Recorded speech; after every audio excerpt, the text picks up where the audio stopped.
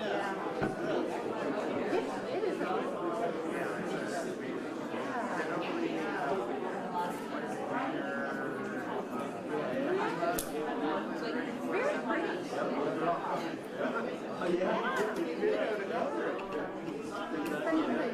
I forgot. It's been a couple years since I've been up here. Something for the housing of this compared to Texas houses. You know, I mean, it's very different. Yeah, fun time. And the traffic is crazy.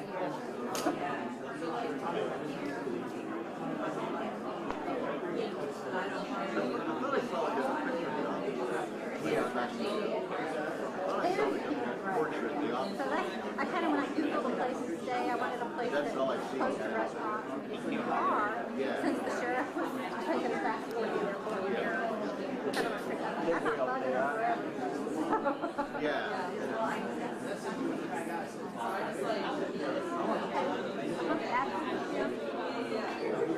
The family would all get up and sing us up there in Melbourne.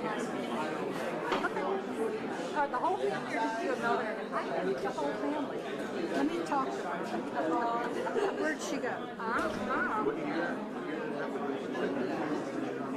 Good deal.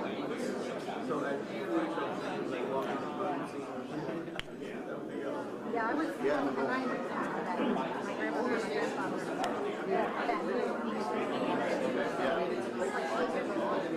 So I was old enough to remember. I can remember my other grandparents lived not far from there, so I can remember my other grandmother coming. Carrie, when you do get up, honey, move your chair because I'm afraid of tripping on that thing. On that thing right there. Oh, okay. Okay, we'll move down. Yeah, we'll move down. So you're not that. But yeah, so I can remember my other grandmother.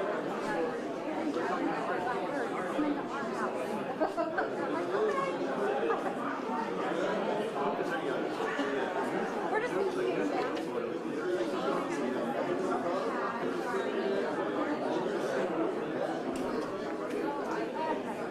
We'll make her bigger and make her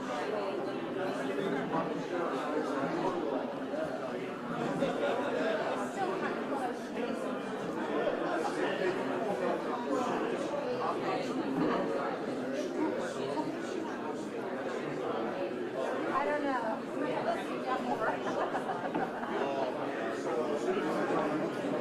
Just a tad.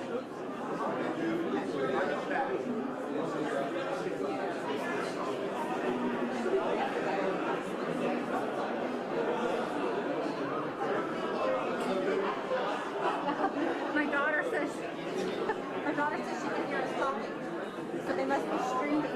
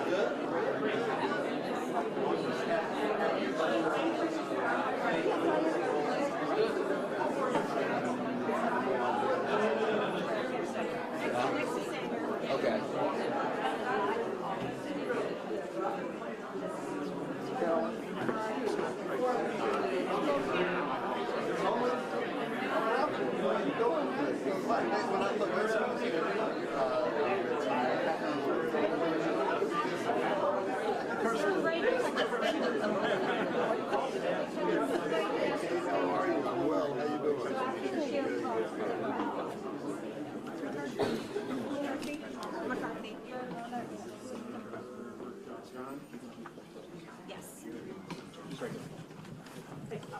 I wish you had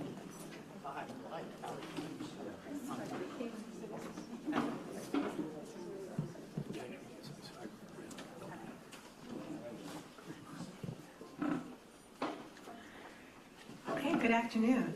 I am Shara Goff. I'm the Director of Public Information for the Montgomery County Police Department. Thank you for joining us today. Today we have Chief Marcus Jones, Sheriff Darren Popkin.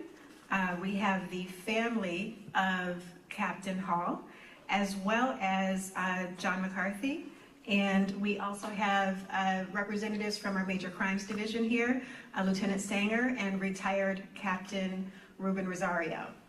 First off, we'll start with Chief Jones, but I also want to let the media know that the news release will be sent out through our media distribution list, and it will also be posted on our website. And I do have photos as well to distribute to anyone who wants it here. Thank you. Thank you, Shara. Good afternoon. Thank you all for joining us today. First, I want to say that I am very proud of the hard working and dedicated men and women within our department. And I'm especially proud today of the detectives in our Major Crimes Division. Last October, detectives from the Cold Case Unit made the decision to take a look at the 1971 homicide of Montgomery County Special Deputy Sheriff Captain James Tappen Hall with a fresh set of eyes.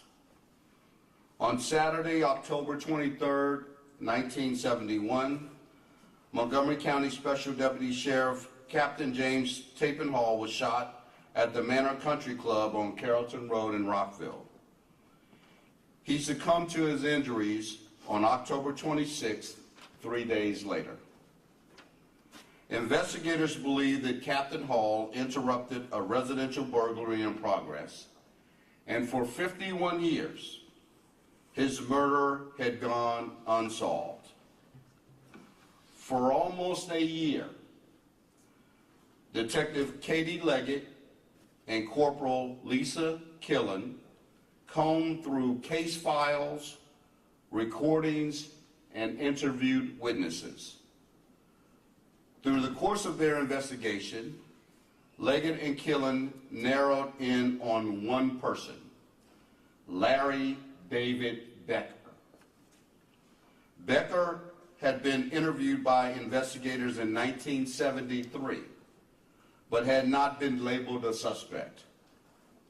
Leggett and Killen determined that around 1975, Becker began using the last name Smith and had been living in Little Falls, New York for over 45 years. Leggett and Killen traveled to New York, and on September 1st of this year, they interviewed Smith. During that interview, Smith admitted to shooting Captain Hall.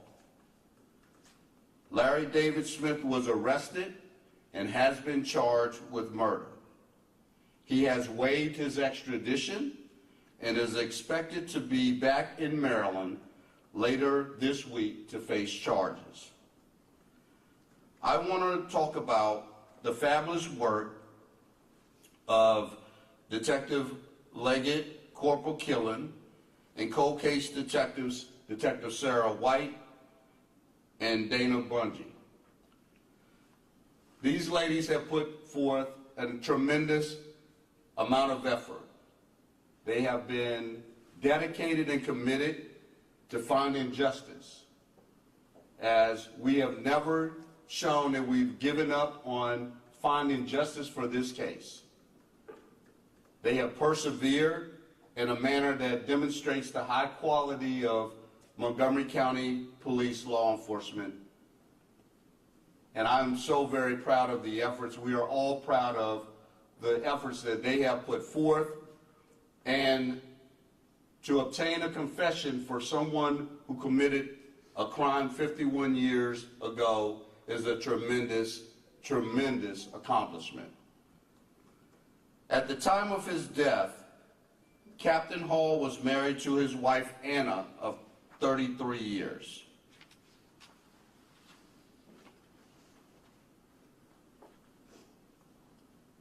To come full circle to really bring this kind of home for me is personal. It's personal in a different kind of a way. Captain Hall's nephew, Frank Hall, Corporal Frank Hall, retired from Montgomery County Police, was my training corporal when I first started here 36 years ago. In closing, I want to say to the Hall family that we are pleased to bring justice to your grandfather, your father, and uncle.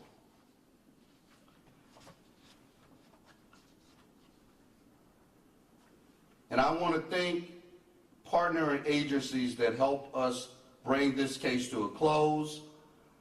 The Layton City Police Department in Layton, Utah, the FBI Behavioral Analysis Unit, ATF Baltimore, ATF Albany, and the New York State Police Troop D Herkimer. Okay? At this time, I want to bring forth the Sheriff Popkin to say a few words.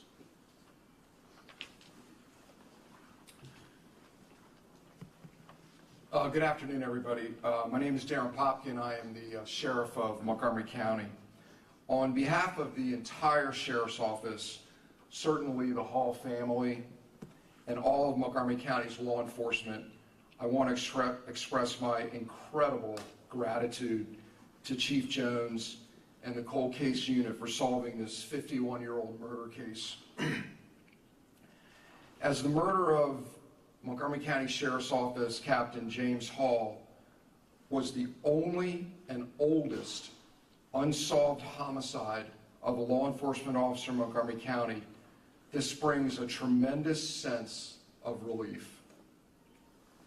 On October 23rd, 1971, Jim Hall, or JT as he was known, was working security-related part-time work at Manor Country Club as an off-duty deputy sheriff to supplement his income for his family, like many officers do now and did back then as well.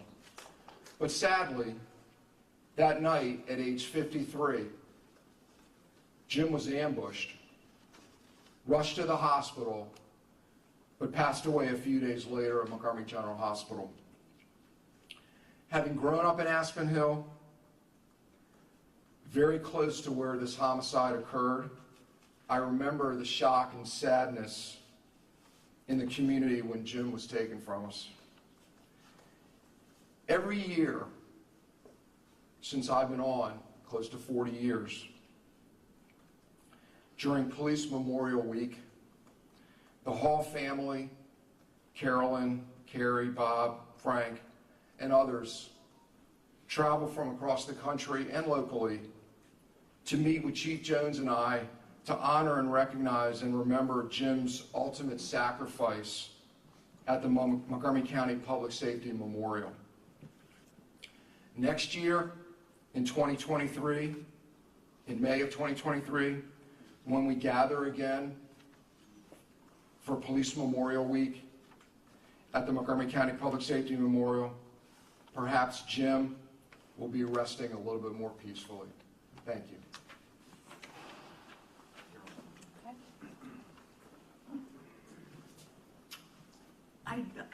My family, please come up. They have been so strong with me and my brother. We're so happy. I just want to thank the cold case unit. My heart goes out to them. I want to thank the Sheriff's Department, the Police Department. We love you. We will never forget you. I just knew somebody was out there. And I don't want anybody to forget if you are missing a loved one, if somebody has been hurt, please don't give up. Please keep after the Police Department, the Sheriff's Department. They're here to help you. They really do. We found that out. I never thought this case would be solved. It has been. And anybody out there that wants to be bad, just remember that. Thank you. Thank you very much. That was wonderful.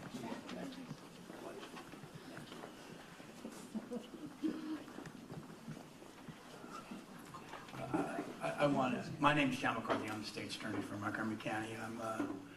I'm honored to be here with the Hall family today. And I like your words. You're going to do something bad, watch out. We're going to get you ultimately. We're going to get you ultimately. This is a great day for the Hall family.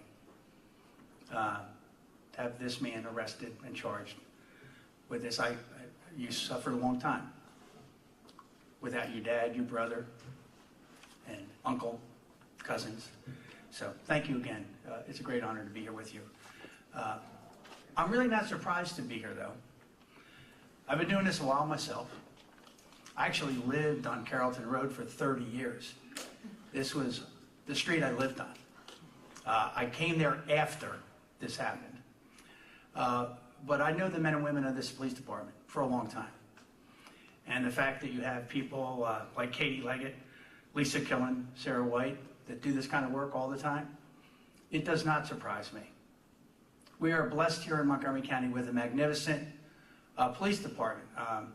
It was not lost on me that they opened this investigation, I guess in celebration of the 50th anniversary of the death. And this department's now celebrating their 100th anniversary. So we have two things to celebrate. 100 years of magnificent work by the men and women of this department, and the fact that these wonderful, wonderful, tremendous detectives, Katie Leggett was also involved in the Lyon sister case, which everybody in this room knows about the Lyon sisters. Great work. Lisa Killen, I'm looking at her mom and dad. I've been friends with them before you were here. I was friends with your mom and dad. Lisa, and then Sarah, thank you for the work you've done here. Mr. Smith, also known as Larry Becker, he grew up pretty close by.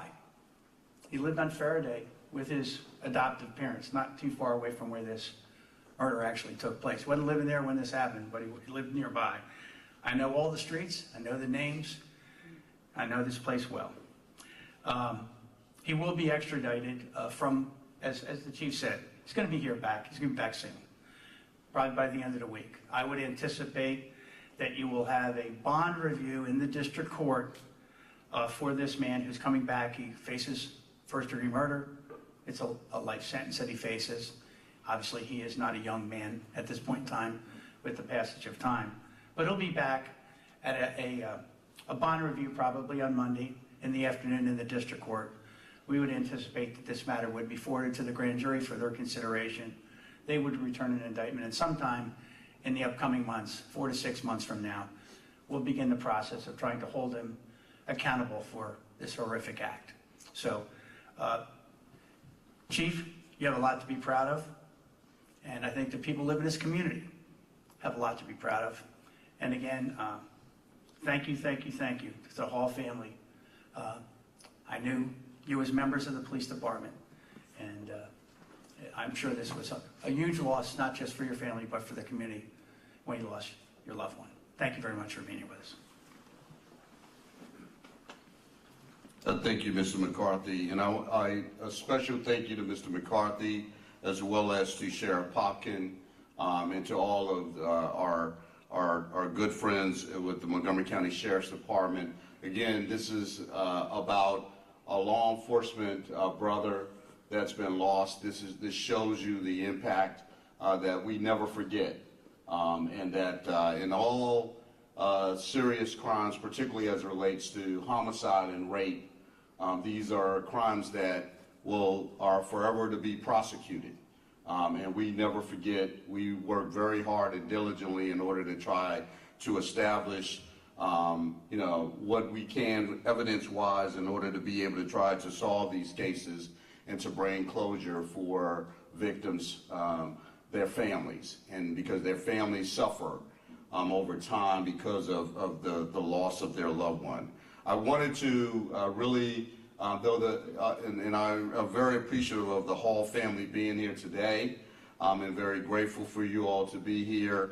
I did want to make some statements so that the press would have this information as well.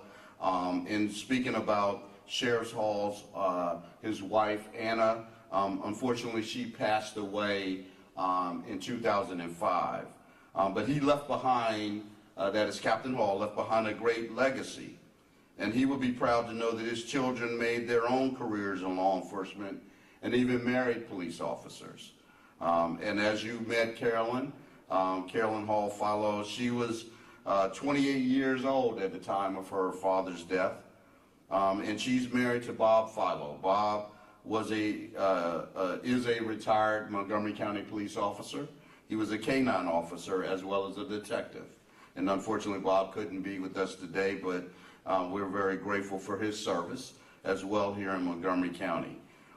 She's also here with her daughter, Carrie Philo Crutcher, Sheriff Hall's granddaughter, and she was 8 years old at the time of his death. Also, you met Melvin, Melvin Hall, who was 32 when he lost his father, and he went on to become a Montgomery County police officer. And he's here with his wife, Judy, and their younger son, Brian, who's a retired lieutenant from the Fairfax County Police Department.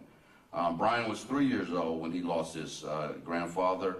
And as I noted earlier, Sheriff Hall's nephew, my field training officer, I'll always remember him as my FTO, my good friend Corporal Frank Hall, and as well as a good member, is also a nephew of Captain Hall and one of my former shift mates in Germantown Special Assignment Team, retired Officer John Custer. We are again appreciative of you and your families being here today.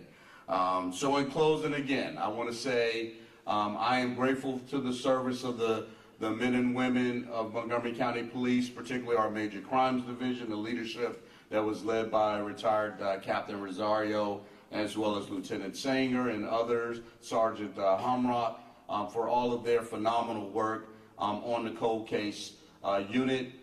This is again a prime example of the excellent work provided for them. And at this point in time, I'll turn it back over to Ms. Goff. Okay, so we're going to allow time for question and answers, and for the representatives from our Major Crimes Division to answer any of your questions.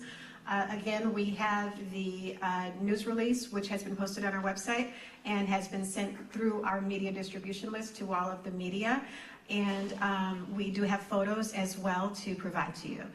So if Lieutenant Sanger and retired Captain Rosario, if you could answer any questions from the media. Thank you. And before you get started, we're just not going to get into the nitty-gritty details of the case, but perhaps there are some questions we can't answer. Can you go a little bit more into why Detective Leggett and Ms. Vaughn, Detective Vaughn, how did they get focused on this guy? So, again, I'm retired Captain Ruben Rosario. How they got focused on this particular individual is probably not something we could say, but what I can start off with is how they got focused on this case in the first place. So, as was mentioned earlier today, it was the 50th anniversary, 50th year anniversary. I was at the time the captain of the division. Detective Sergeant Chris Homrock, who leads the cold case unit, came to my office. I would love to take credit, but he came to my office and said, hey, it's the 50th year anniversary. We need to get focused again on this case. We had done some other things in the past to bring attention to the investigation, to try and develop leads, but he brought it out that it was very cold and we should get back to it. As I've had with many of the detective sergeants in the unit, we had a staffing conversation. Okay, if you guys remember last year, toward the end of the year, we had a lot of homicides at the time, and so we were kind of stretched thin as a division. Almost by a blessing from God, we got a temporary assignment request from Detective Killen, who's the person responsible for getting onto this particular suspect, saying, can I come to the cold case unit, and is there any way that I can help out? So we worked with the executive staff of the Rockville District, got her to come over to the division. We didn't stop there. She's excellent, had prior experience with the Major Crimes Division, and we knew would be dedicated and hardworking and run this case through. So we added Detective Katie Leggett, who's an experienced cold case investigator, also responsible for getting us onto this particular individual. And we spoke to Detective Sergeant, well, at the time, Detective Sergeant Drew, who's now, I believe, a lieutenant, and asked him if we could steal one of his best investigators, who was Detective Sarah White. That sort of trifecta, that triangle, if you will, took primary lead on this case. I can tell you this, they kicked me out of my conference room. I had to have meetings in my office with 15, 20 people at a time. It was humiliating, but worth it. They had put together a timeline on the wall, dug through every inch of every case file. They did interviews. They went over old interviews. They spoke to previous investigators who spent a lot of time and effort on this case, who deserve recognition as well. They have since retired, and they're ultimately responsible for where we are today. A follow-up question on, I think you mentioned earlier that this was the one officer that was a cold case. How many cold cases are out there? And how long generally does it take to get this kind of an end result? Well, I can say that's a brilliant question. I wish I could answer it. I don't know the exact number. I'm sure we could get that. I believe it is the oldest, if you will, the coldest, if you will, case solved in Montgomery County. It was the only outstanding law enforcement related homicide, which we're super proud to close that. Those, general numbers, I don't know them, but I know that as evidenced by this case, I mean, you talk about, value the sanctity of every human life. I mean, this, deputy, he made the ultimate sacrifice, right? And on the other end of every sacrifice is a beneficiary, right? And we all benefited from that. The community, his offering, his sacrifice benefited the community in terms of public safety. The sacrifice that the family has endured for all this time has benefited us.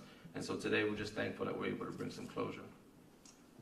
I'm back to the case, and hopefully you can answer this one. I mean, you say, and maybe the state's attorney can talk to it if you guys can. You say he is cooperating. I mean, essentially, was what happened what you thought happened, that the deputy stumbled, the Captain Hall stumbled on a burglary in progress at the country club, and does Mr. Smith or Mr. Becker, does he feel any guilt? What was it? Why did he agree to speak to the detectives? I can't speak to his reasoning or his motive. I can say that I guess I'm proud to say that the investigators came up with a likely set of facts. They pretty much put the story together from what they had, and I think by the time our main suspect was spoken to, the timeline, the details were pretty much laid out, and I believe that excellent work contributed to a confession. I don't know if you can answer this. Did he express surprise after so many years that police came looking for him? Surprise? I don't think we want to get too much into that right now. There's still work to be done, and we still have to package this up for the state's attorneys, and they need to take it across the finish line. So I think more will come out in the future, absolutely. But for now, we just want to hold that till we confer with our state's attorney with how much they want out there. Can you go back over what the timeline, when did the detectives speak to him, and then when did they arrest him? They arrested him immediately? I thought I heard something about October or something. Can you go, when was this interview? Well, the October reference was that we refocused our resources and assigned people, had that intense staffing conversation about how to pursue the investigation. That happened in October. The interview and arrest was just this past month. September 1st. September 1st. Okay, thank you. Yes, ma'am. Thank you. Right, again, I do have photos for anyone who needs them, and once again, the news releases will be available on our website. Thank you.